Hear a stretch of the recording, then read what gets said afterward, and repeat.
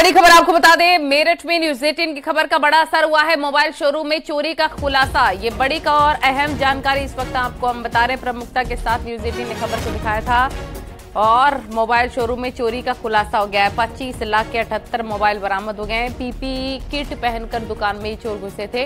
TV पर crime show देखकर इन्होंने पूरी प्लानिंग बनाई।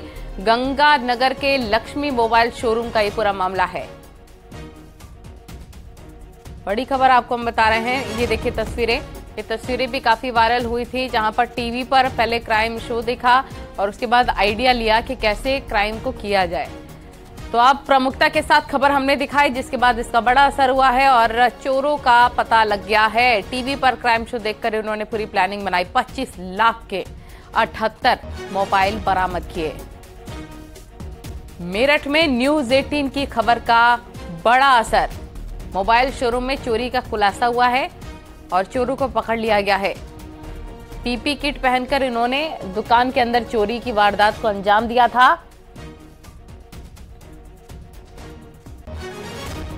टीवी पर क्राइम शो देखकर उन्होंने पूरी प्लानिंग बनाई थी।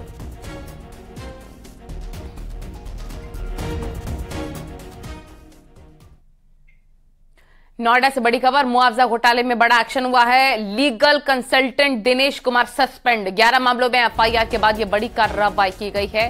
सेक्टर 20 के थाने में दिनेश सिंह पर एफआईआर दर्ज कर ली गई है। अब तक 82 करोड़ का घोटाला सामने आ चुका है। बड़ी और अहम जानकारी आपको हम बता रहे हैं। सेक्टर 20 थाने में दिनेश सिंह पर एफआईआर दर्ज।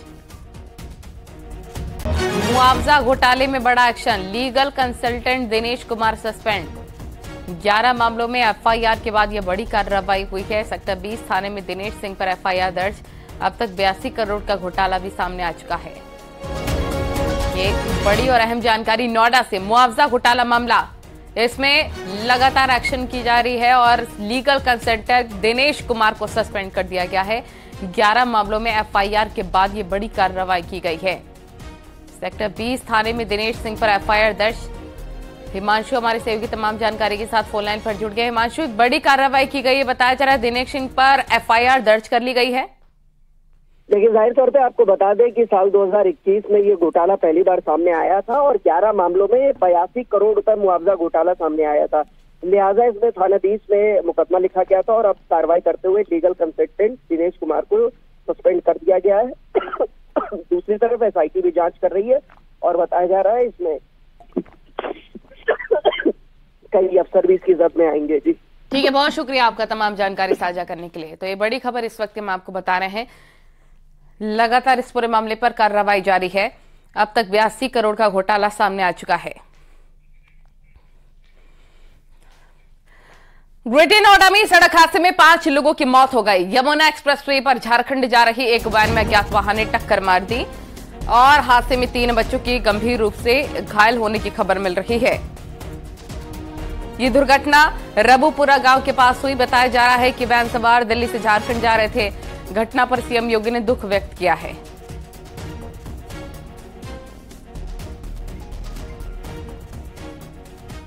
कल रात थाना रबुपुरा में यमुना एक्सप्रेस पे एक इको कार दिल्ली से झारखंड जा रही थी, जिसमें 8 लोग सवार थे। इस कार का यमुना एक्सप्रेस पे एक्सीडेंट हो गया, जिसमें 5 लोगों की मृत्यु हुई है। 3 लोग इसमें कैलाश हॉस्पिटल जेवर में अभी एडमिट है। पूरे प्रकरण में बाकी विधिक कार्रवाई प्रचलित है।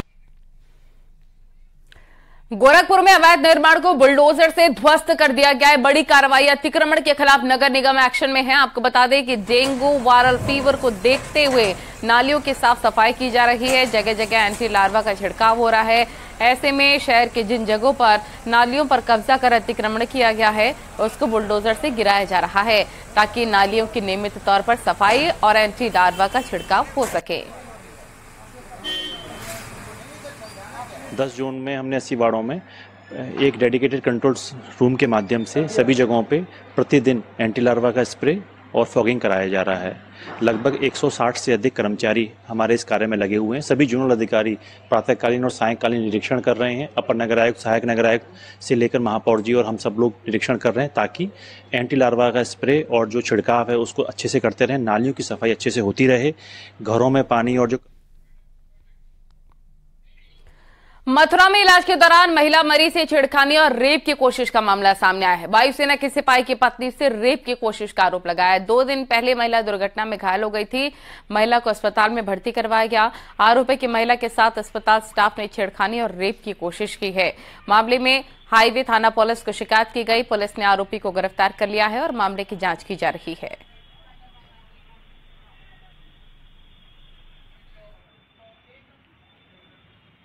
थाना हाईवे क्षेत्र में एक निजी अस्पताल में एक महिला एक्सीडेंट के उपरांत एडमिट थी और उनके परिजनों ने आरोप लगाया है कि वहां पे काम करने वाले एक स्टाफ के द्वारा छेड़खानी की गई है। प्राप्त शिकायत पे इसमें तत्काल अभियोग पंजीकृत किया गया।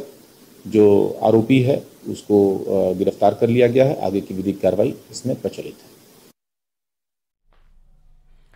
और शहर में फैली गंदगी को देखकर नोएडा अथॉरिटी सीईओ भड़क गए। सीईओ ने डीजीएम जन स्वास्थ्य एसपी सिंह से नाराजगी जताई है। सीईओ ने प्राधिकरण के स्वास्थ्य विभाग के डीजीएम एसपी सिंह को अंतिम चेतावनी दी। सीईओ ने डीजीएम स्वास्थ्य को चिट्ठी लिख अंतिम चेतावनी दी।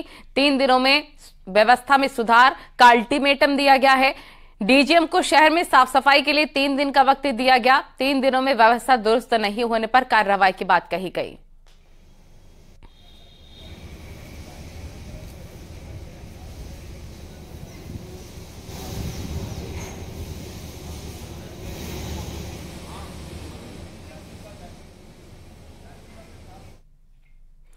आजमगढ़ में एक मूक बधिर युवती से दरिंदगी का मामला सामने आया है। गांव के ही युवक पर रेप का आरोप लगा है। युवती की मां का आरोप है कि लड़की की मां युवती को अपने घर ले गई और घर में अकेले छोड़कर खुद कहीं बाहर चली गई। इसी दौरान उसके लड़के ने युवती से रेप किया। पीड़िता की मां की तहरीर पर पुलिस ने मुकदमा दर्ज कर लिया है और फरार लड़की की तलाश की जा रही है। थाना अतरौलिया पर एक दुष्कर्म की तहरीर प्राप्त हुई है, जिस सूचना पर पुलिस के द्वारा मुकदमा अपराध संख्या 341/23 धारा 376 506 आईपीसी का पंजीकृत किया गया है। लड़की अभियुक्त के घर पे खाना बनाने के लिए गई थी, क्योंकि वो पूर्व से उससे परिचित थी। अभियुक्त को हिरासत में ले लिया गया है। शीघ्र ही नियमानुसार साक्ष्यों के आधार पर दंडात्मक कार्रवाई की जाएगी। गाजियाबाद में निजी कॉलेज में मंच से धार्मिक नारा लगाने के मामले में एक्शन हुआ है। छात्र को मंच से उतारवाने वाली प्रोफेसर को सस्पेंड कर दिया गया। 2 प्रोफेसर को कॉलेज प्रबंधन ने सस्पेंड किया। वहीं आज हिंदू रक्षा दल के अध्यक्ष पिंकी चौधरी भी कॉलेज पहुंचे और छात्रों के साथ प्रदर्शन किया।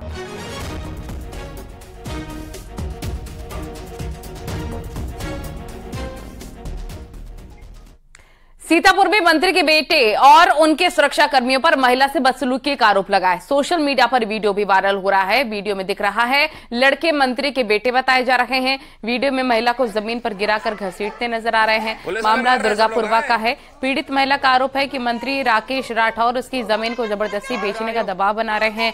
वहीं मंत्री ने सभी आरोपों को निराधार बताया है। उनका कहना है कि भाई बहन के आपस के झगड़े हैं। उन्हें विपक्षियों के कहने पर महिला बदनाम कर रखी है। वहाँ पे शुभम, इनका सिपाही और इनका छोटा बेटा, ये तीनों लोग आ करके मेरे पे जानलेवा हमला कर दिया। जानलेवा हमला करने पे मेरी गर्दन बिल्कुल दबोच ली, जो कि मैं बिल्कुल सांस लेने में असमर्थ हूँ। बहुत जोर लगा। किसने गर्दन दबोची आपकी? गर्दन हमारी दबोची शुभम ने, और जो इनका छोटा बेटा है उसने। वो वीडियो में सब दिख रहा है, आपको भी वीडियो में दिख जाएगा। क्या नाम है छोटे बेटे का? छोटे बेटे का नाम, बड़े बेटे का नाम जानती हूँ, ऋषभ राठौर। छोटे बेटे का नाम ज्यादा नहीं जानती हूँ। दोनों लोग आकर के पहले से वीडियो बन रहा था, लेकिन वो अनाप शनाप मंत्री को गाली दे रही थी और मंत्री को विधायक मतलब मंत्री को बदनाम करने के लिए गाली वाली दे रही थी। और जानबूझ के उसने विवाद शुरू किया। तो वो कह रहा था यही कि हमसे है, लेकिन मंत्री जी का क्यों नाम लेती है। इसी में थोड़ा सा बेटा गला दबा रहा है, ऐसा वीडियो में है। वो क्यों होगा? क्या बीच बचाव के चक्कर में हुआ? नहीं, बेटा जुगाड़, वो गला लड़ाई यहाँ तो बैडमिंटन और बच्चे खेल रहे थे। अच्छा। जब देखा कि जो है और आपस में भाई बहन लड़ रहे हैं तो उनको छुड़ा रहा था। और खबर गोंडा से, जहां पर गौरा में विद्युत उपकेंद्र के लोकार्पण समारोह में आए बीजेपी सांसद कीर्तिवर्धन सिंह ने विपक्षी गठबंधन और अखिलेश पर निशाना साध दिया है। कीर्तिवर्धन सिंह ने कहा कि मच्छर तो सिर्फ खून चूसते हैं, माफिया ने तो प्रदेश चूस लिया। समाजवादी पार्टी की सरकार में गुंडे माफिया का राज। वहीं पर इंडी गठबंधन पर कहा कि ये गठबंधन देश को लूटने के लिए बनाया गया है। अखिलेश यादव के चिरकुट वाले बयान पर बीजेपी सांसद कीर्तिवर्धन सिंह ने कहा कि देखिए, चिरकुट तो उनके पार्टी का तकिया कलाम है। बहुत पहले उन्हीं के पार्टी के एक नेता ने चिरकुट कहा था। विधायक आदरणीय प्रेम नारायण पांडे से कि आए और मंच पर अपना स्थान ग्रहण करें। अखिलेश यादव जी को भी पूरा मौका मिला। उनकी पार्टी को एक बार नहीं 3-3 या 4-4 बार उत्तर प्रदेश की भोली भाली जनता ने विश्वास करके उनको मुख्यमंत्री की गद्दी सौंपी। वो मच्छर पकड़ने की बात कर रहे हैं, उनसे पूछे कि उनके सरकार में कितने क्रिमिनल, कितने गुंडे, कितने माफिया पूरा आजादी के साथ घूमते थे, ये उनसे मैं पूछना चाहता हूँ। अब मच्छर की बात कर रहे हैं, मच्छर तो जरा सा खून चूस के चला जाता है। इन माफियाओं ने तो पूरे प्रदेश को चूस डाला, भोली भाली जनता को चूस डाला, तमाम निर्दोषों का काम तमाम कर गया, तमाम महिलाओं के साथ क्या क्या नहीं हुआ। तो उनके पार्टी का तकिया कलाम है। बहुत पहले उन्हीं के एक पार्टी के नेता ने कहा था, अगर आपको याद हो तो मैं नाम नहीं लूंगा क्योंकि अब वो इस धरती पर नहीं है। भारतीय जनता पार्टी को हराने की बात नहीं कर रही है, वो अपना अपना स्वार्थ उनको कैसे फिर मिले, कैसे इस देश में राज करें, इस देश की गरीब जनता को कैसे लूटे। जिस तरह से तमाम जन कल्याणकारी योजना आज किस देश में चल रही है, ये वही देश है, वही पैसा है जनता का। और समाजवादी पार्टी से सांसद एसटी हसन ने कांग्रेस नेता अजय राय पर पलटवार किया है। एसटी हसन ने अजय राय को कांग्रेस का सी ग्रेड का नेता बता दिया है। कहा कि क्या उनकी भाषा सम्मानजनक भाषा है। अजय राय को अपने ए और बी ग्रेड के नेताओं से सीखना चाहिए। क्या ये उनकी लैंग्वेज सम्मानजनक लैंग्वेज है? वो क्या उनका कैलिबर इस काबिल हैं कि उनको इससे बड़े प्रदेश की कमान दे दी जाए? ये जो कांग्रेस के सी ग्रेड के नेता हैं, उन लोगों को अपने बी और ए ग्रेड के नेताओं से सीख लेनी चाहिए। मैनर्स और एटिकेट्स उनके अंदर होने चाहिए। मुलायम सिंह यादव जी ने हमेशा अखिलेश यादव जी को आगे बढ़ा के उनसे बहुत मोहब्बत करते थे। अखिलेश यादव जी भी उनसे इसी तरह से करते थे। लेकिन हालात सबको मालूम है कि नेताजी ने, अखिलेश यादव जी ने समाजवादी पार्टी को किस तरह से बचा के आगे बढ़े हैं। एसपी अध्यक्ष अखिलेश यादव की कांग्रेस के प्रदेश अध्यक्ष अजय राय पर की गई टिप्पणी पर सियासत तेज हो गई है। अखिलेश के बयान पर पूर्व कैबिनेट मंत्री और बीजेपी विधायक सिद्धार्थनाथ सिंह ने प्रतिक्रिया दी है। उन्होंने कहा कि इंडी गठबंधन में शामिल एसपी और कांग्रेस के बीच जुबानी जंग महज एक ट्रेलर है, जबकि पूरी पिक्चर अभी बाकी है। उन्होंने कहा कि 2024 का चुनाव अभी दूर है, लेकिन अभी से जिस तरह की जुबानी जंग शुरू हो गई है, ये आने वाले दिनों में और गुल खिलाएगी।